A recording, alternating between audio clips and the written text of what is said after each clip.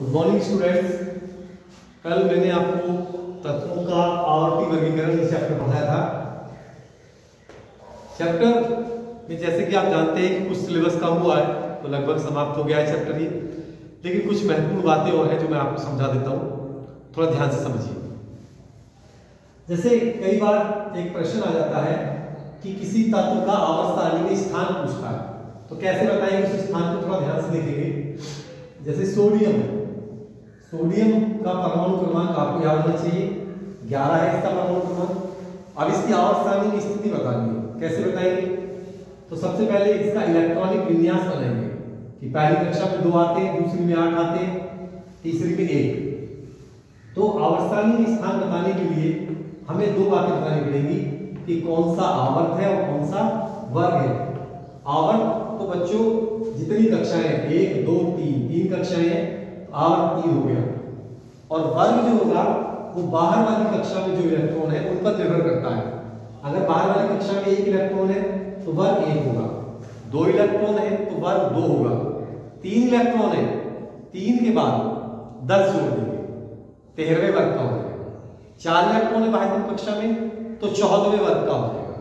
जैसे मैं कार्बन का उदाहरण देता हूं, कार्बन का परमाणु क्रमांक 6 है, इसका इलेक्ट्रॉनिक विन्यास 2 और 4 बनता है, तो इसका आवर्त कितना होगा? इसका आवर्त होगा 2, क्योंकि 2 कक्षाएं हैं। और वर्ग, अब इसके अंदर 4 इलेक्ट्रॉन है, मैंने बताया अगर 2 से ज्यादा इलेक्ट्रॉन है तो आप 10 जोड़ देंगे, तो 4 में जब 10 जुड़ जाएगा तो ये 14वें वर्ग का तत्व बन जाएगा। तो इस तरीके से आवर्त सारणी में अगर आपको तत्वों के स्थान ज्ञात करना हो तो इस प्रकार ज्ञात करें। अगर कुछ समझ में ना आए तो आप उससे पूछ सकते हैं। आप मुझे होमवर्क में क्लोरीन 17 होता है परमाणु क्रमांक, इसका स्थान बताइए आवर्त सारणी में क्या है, यह आपका होमवर्क हो गया। इसके बाद बच्चों मैंने आपको बताया था कि जो आवर्त सारणी है वो कुछ हमें इस प्रकार की दिखती है, ठीक है।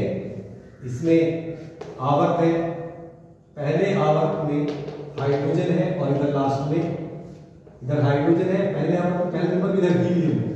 जो दूसरा और तीसरा आवर्त है, दूसरे और तीसरे आवर्त के तत्व में लिखता हूं, याद रखें। आवर्त सेकंड में है लिथियम है, बेरिलियम है, बोरोन है, कार्बन है, नाइट्रोजन है, ऑक्सीजन है, फ्लोरीन है, नियोन है। और आवर्त थर्ड में आपका सोडियम है, पोटेशियम है, सोडियम है, मैग्नीशियम है, एल्यूमिनियम है, सिलिकॉन है, फास्फोरस है, सल्फर है, क्लोरीन है, आर्गन है। ये तत्व है, इनको आप याद रखिए। थोड़ा सा एक प्रश्न यहाँ पे छोटा सा ये भी आ जाता है कई बार, लिथियम जो है वो सोडियम से तो समानता प्रदर्शित करता है क्योंकि एक ही वर्ग के जो तत्व होते हैं वो आपस में समानता प्रदर्शित करते हैं। जैसे ये फर्स्ट वर्ग के तत्व हैं, sodium, potassium, rubidium, caesium, francium, और इसमें आता है कैल्शियम, स्ट्रोंशियम, बैरियम और रेडियम। तो ये थोड़े से तत्व आपको याद रखने पड़ेंगे, कई बार इन पर प्रश्न आ जाता है, ठीक है। ये फर्स्ट वर्ग के, सेकंड वर्ग के, ये 13 के बच्चों, 14, 15, 16, 17, 18। थोड़ा सा इनका नाम भी याद रखेंगे। जैसे पहले वर्ग के जो तत्व हैं क्षार धातु कहते हैं, दूसरे वर्ग के तत्वों को क्षारीय मृदा धातु कहते हैं, क्षारीय मृदा धातु, और इनको हैलोजन कहते हैं हम 17वें वर्ग के तत्व को। मैंने आपको पहले बताया होगा जब चैप्टर 4 पढ़ाया था कि फ्लोरीन, क्लोरीन, ब्रोमीन, आयोडीन, इन सबको हम हैलोजन कहते हैं। तो इस तरीके से वैसे बेसिकली आप 2 वर्ग के तत्व इस तरह से याद रखिए, lithium, beryllium, boron, carbon, nitrogen, oxygen, fluorine, neon, sodium, magnesium, aluminium, silicon, phosphorus, sulphur, chlorine, argon.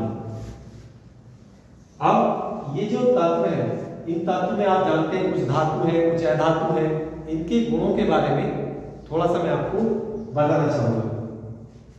तो सबसे पहले तो मैं बताना चाहूंगा आकार की बात करूंगा। परमाणु त्रिज्या कह दो, परमाणु आकार कह दो, एक ही बात है। तो सबसे पहले चर्चा करते हैं परमाणु त्रिज्या। त्रिज्या कह दो या परमाणु आकार कह दो, मैंने कहा एक ही बात है।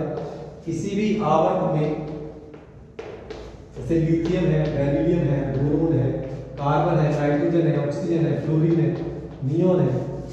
अब इसके जो परमाणु क्रमांक है लिथियम का वो 3 है, तो 2 1 इसका इलेक्ट्रॉनिक विन्यास बनता है, इसका 4 है।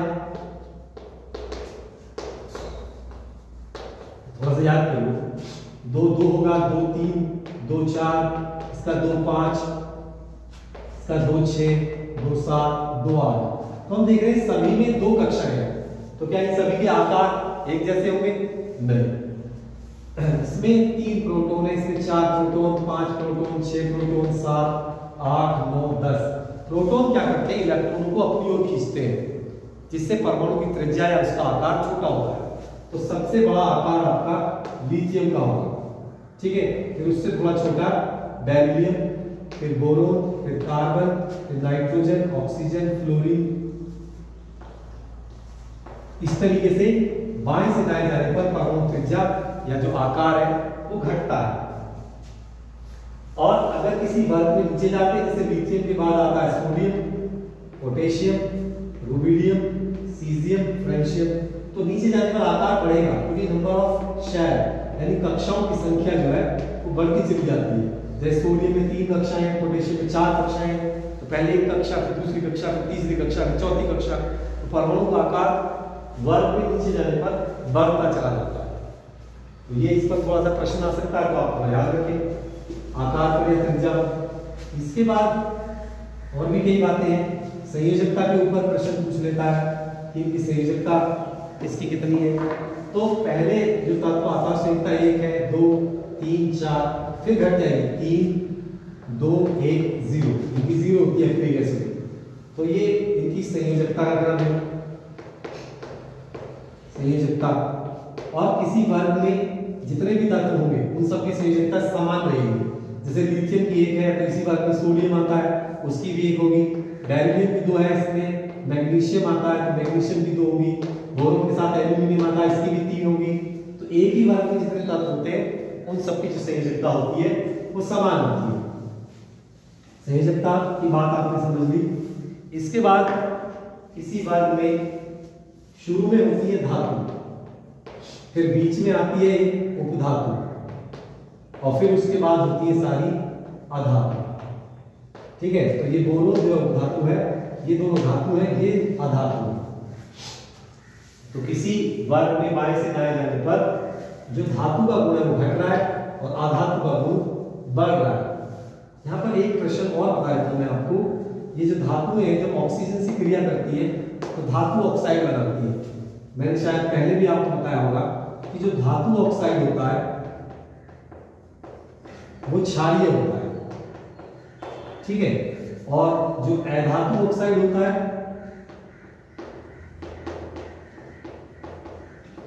वो अम्लीय होता है, ठीक है। कुछ धातुओं के ऑक्साइड, कुछ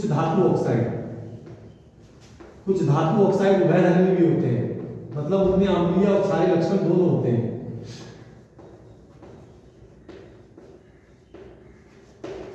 उभयधर्मी, जैसे इसका उदाहरण है बेरिलियम ऑक्साइड है, जिंक ऑक्साइड है, एल्यूमिनियम ऑक्साइड है।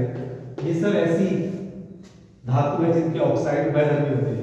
कुछ अधातु ऑक्साइड उदासीन होते हैं, अधातु ऑक्साइड।